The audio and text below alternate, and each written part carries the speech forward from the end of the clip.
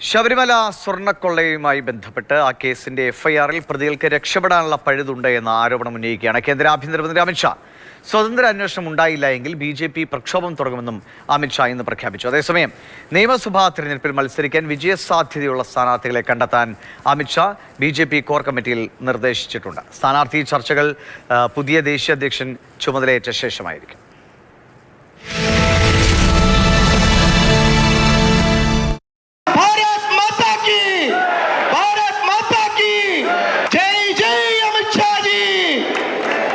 വരുന്ന നിയമസഭാ തെരഞ്ഞെടുപ്പിൽ കേരളത്തിൽ BJPയുടെ മുഖ്യ പ്രചാരണ വിഷയങ്ങളിലൊന്ന് ശബരിമല സ്വർണ്ണക്കൊള്ള തന്നെയാകും. അതിനാൽ BJPയുടെ മിഷൻ 2026 പ്രഖ്യാപനത്തിനായി തിരുവനന്തപുരത്തെത്തിയ കേന്ദ്ര ആഭ്യന്തരമന്ത്രി അമിത്ഷാ ശബരിമല സ്വർണ്ണക്കൊള്ള കേസിലെ എഫ്ഐആറിൽ ഗുരുതര പിഴവ് ആരോപിച്ചു. जिस प्रकार से एफआईआर ड्राफ्ट की गई है उसी में ही दोषियों को बचाने का वायरस डाला हुआ है और आपके दो मंत्री ही जनमानस में, जनता की नजर में, शंका के घेरे में आप कैसे न्याय कर सकते हो? आप कैसे न्यूट्रल जांच कर सकते हो? തന്ത്രി അറസ്റ്റ് ചെയ്ത SIT നീക്കത്തിൽ BJP സംശയം ഉന്നയിച്ചതിന്റെ തുടർച്ചയാണ് അമിത്ഷായുടെ വാക്കുകൾ. തന്ത്രി അറസ്റ്റിലായതോടെ BJP പ്രതിരോധത്തിലാണ്. അതിനാൽ തന്ത്രിയുടെ അറസ്റ്റിനെ കുറിച്ചോ CPM നേതാക്കളുടെ അറസ്റ്റിനെ കുറിച്ചോ സോണിയാഗാന്ധിയും പോറ്റിയുമായുള്ള ഫോട്ടോയെക്കുറിച്ചോ അമിത്ഷാ പരാമർശിച്ചില്ല.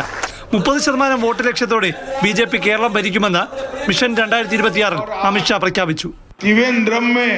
हम भाजपा का मेयर देख रहे हैं, कल केरल में भाजपा का मुख्यमंत्री देखने का समय. BJPയുടെ തെരഞ്ഞെടുപ്പ് ഒരുക്കങ്ങൾ ചർച്ച ചെയ്യാൻ ചേർന്ന കോർ കമ്മിറ്റി യോഗത്തിൽ ജയസാധ്യതയുള്ള സ്ഥാനാർത്ഥികളെ കണ്ടെത്താനായി കേന്ദ്ര ആഭ്യന്തരമന്ത്രി അമിത്ഷാ സംസ്ഥാന നേതൃത്വത്തോട് നിർദ്ദേശിച്ചു. കഴിഞ്ഞ തദ്ദേശ തെരഞ്ഞെടുപ്പിൽ വോട്ട് വിഹിതം കുറഞ്ഞതെന്തെന്ന ചോദ്യവും അമിത്ഷായുടെ ഭാഗത്തു നിന്നുണ്ടായി. പ്രധാനപ്പെട്ട സ്ഥാനാർത്ഥികൾ ഏതൊക്കെ മണ്ഡലങ്ങളിൽ ശ്രദ്ധ കേന്ദ്രീകരിക്കണമെന്ന നിർദ്ദേശം ഇന്ന് അമിത്ഷായുടെ ഭാഗത്തു നിന്നുണ്ടാകുമെന്ന് കരുതി. എന്നാൽ അതുണ്ടായില്ല. സ്ഥാനാർത്ഥി പ്രഖ്യാപനം നേരത്തെ നടത്തുന്നതിനെ കുറിച്ച് സംസ്ഥാന നേതൃത്വം കോർ കമ്മിറ്റിയിൽ ആരാഞ്ഞു. എന്നാൽ സ്ഥാനാർത്ഥി ചർച്ചകൾ ജനുവരി 20 പുതിയ ദേശീയ അധ്യക്ഷൻ ചുമതലയേറ്റ ശേഷം മതിയെന്ന് അമിത്ഷാ വ്യക്തമാക്കി. ജയസാധ്യതയുള്ള സ്ഥാനാർത്ഥികളെ കണ്ടെത്തണമെന്നാണ് കേരള നേതൃത്വത്തിന് അമിത്ഷായുടെ നിർദ്ദേശം.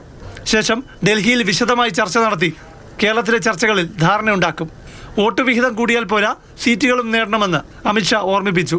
തദ്ദേശ തെരഞ്ഞെടുപ്പിൽ നേട്ടമുണ്ടാക്കിയെന്ന് സംസ്ഥാന നേതൃത്വം അവകാശപ്പെടുമ്പോഴും വോട്ട് വിഹിതം കുറഞ്ഞതെന്തെന്ന് അമിത്ഷാ ചോദ്യമുന്നയിച്ചു. തദ്ദേശ തെരഞ്ഞെടുപ്പിൽ വോട്ട് വിഹിതം കുറഞ്ഞത് എന്തുകൊണ്ടെന്ന് പഠിക്കണമെന്നാണ് അമിത്ഷായുടെ നിർദ്ദേശം. ഇതിനായി കർമ്മ പദ്ധതി തയ്യാറാക്കി പരിശോധിക്കാനും നിർദ്ദേശം നൽകി. പ്രശാന്ത് കൃഷ്ണ, മാതൃഭൂമി ന്യൂസ്, തിരുവനന്തപുരം.